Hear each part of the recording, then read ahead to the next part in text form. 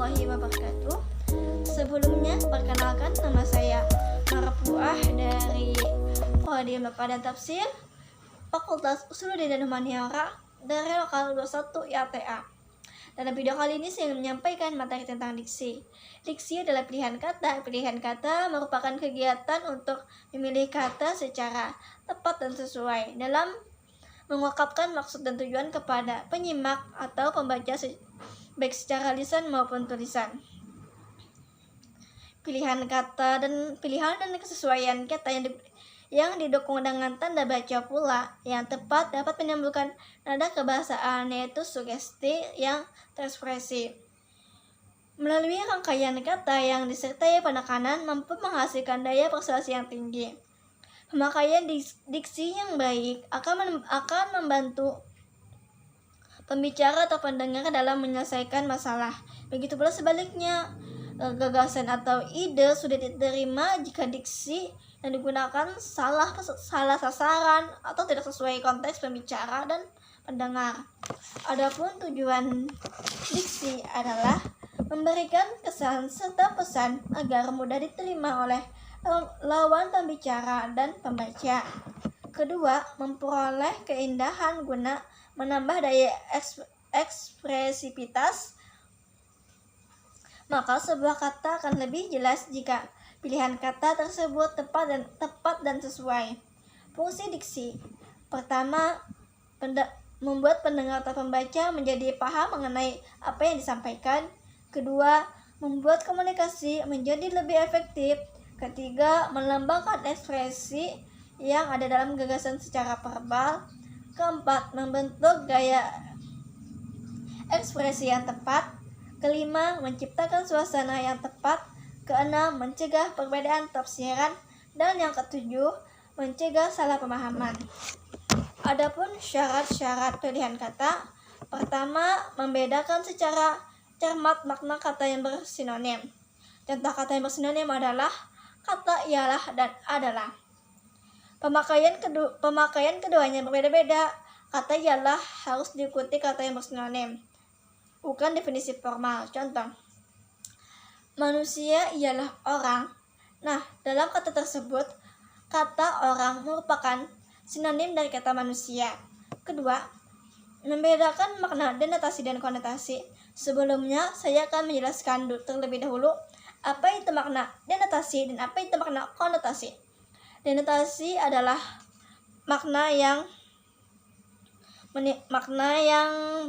bermakna lugas, tidak bermakna ganda. Sedangkan konotasi adalah bermakna yang memiliki makna bermacam-macam. Contoh kata denotasi adalah Dika merasakan lidahnya pahit saat makan kue ketika ia sakit tipes. Kata denotasinya adalah lidahnya pahit.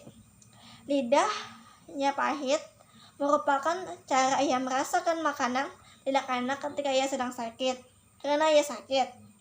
Contoh makna konotasi, Budi mudah menangkap materi bahasa Indonesia dari penjelasan ibu guru. Menangkap berarti memahami. Ketiga, membedakan makna kata secara cermat. Kata yang mirip ejaannya, contoh interferensi, memiliki makna saling mempengaruhi, dan inferensi memiliki makna kesimpulan. Menggunakan kata abstrak dan konkret secara cermat. Saya akan memberikan contoh kata abstrak atau konseptual, yakni kata pendidikan. Adapun kata konkret atau kata khususnya ialah ibu guru.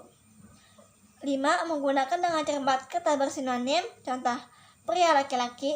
Menggunakan kata berhomograf.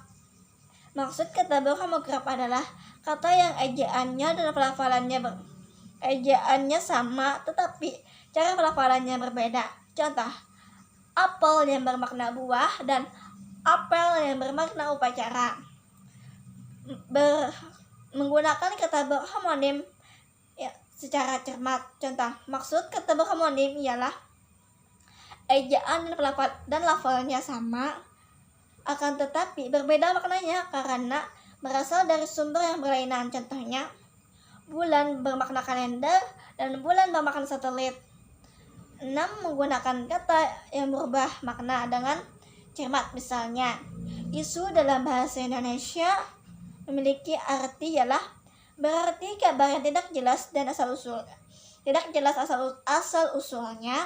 Ketujuh, menggunakan kata umum dan khusus secara cermat. Contoh, mobil merupakan kata umum sedangkan Avanza merupakan kata khusus. Adalah yang kedelapan, yaitu menggunakan kata-kata idiomatik berdasarkan susunan yang benar. Misalnya, sesuai bagi merupakan contoh yang salah. Yang benarnya adalah sesuai dengan. Yang kesembilan, menggunakan imbuhan asing harus memahami maknanya secara tepat. Contoh, dilegalisir makna seharusnya adalah dilegalisasi. Koordinir seharusnya adalah koordinasi. Tidak menafsirkan tidak menafsirkan makna kata secara subjektif berdasarkan pendapat sendiri. Jika pemahaman belum dipastikan, maka pemakai kata harus menemukan makna yang tepat dalam kamus. Adapun tujuan kesesuaian kata adalah agar tidak menimbulkan interpretasi yang berbeda antara pembicara dengan pendengar.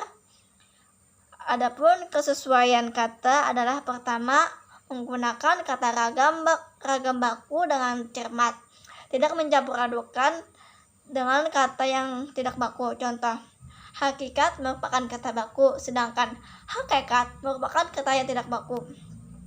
Menggunakan kata yang berhubungan dengan nilai sosial dengan cermat. Contoh, kencing merupakan kata yang kurang sopan, sedangkan buang air kecil kata yang lebih sopan.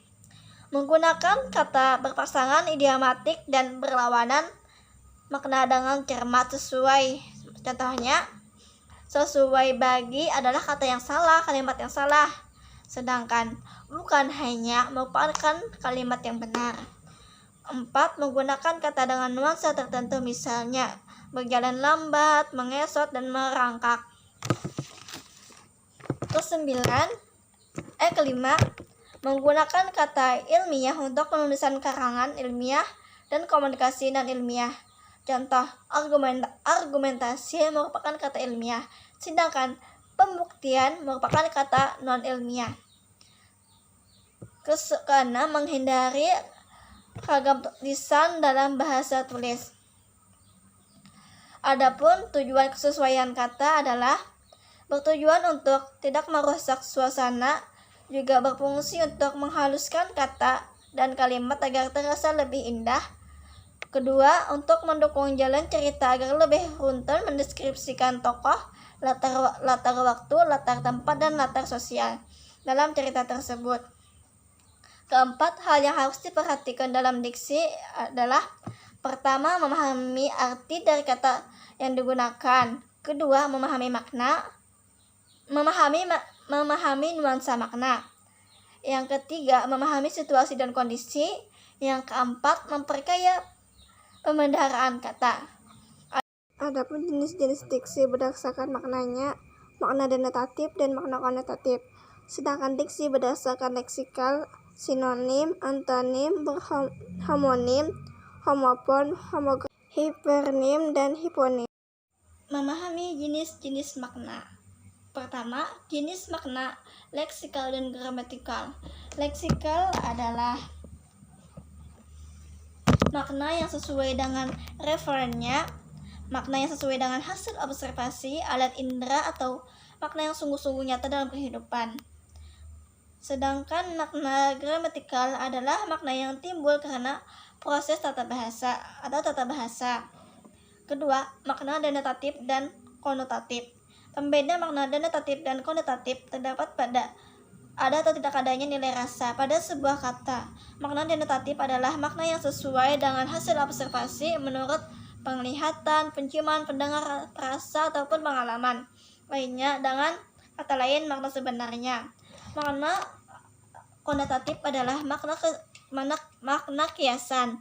Misalnya, Contoh kata merah putih bermakna denotasi adalah secara kain berwarna merah dan putih, tetapi bila makna konotasi dapat diartikan, maka merah berarti berani, sedangkan putih berarti suci. Makna konseptual dan makna asosiatif. Makna konseptual adalah makna yang sesuai dengan konsepnya, sedangkan asosiatif adalah makna yang dimiliki sebuah kata berkenaan dengan adanya hubungan kata itu dengan keadaan di luar bahasa. Contohnya, kata melati berasosiasi dengan makna suci atau kesucian. Sekian yang dapat saya sampaikan. Assalamualaikum warahmatullahi wabarakatuh.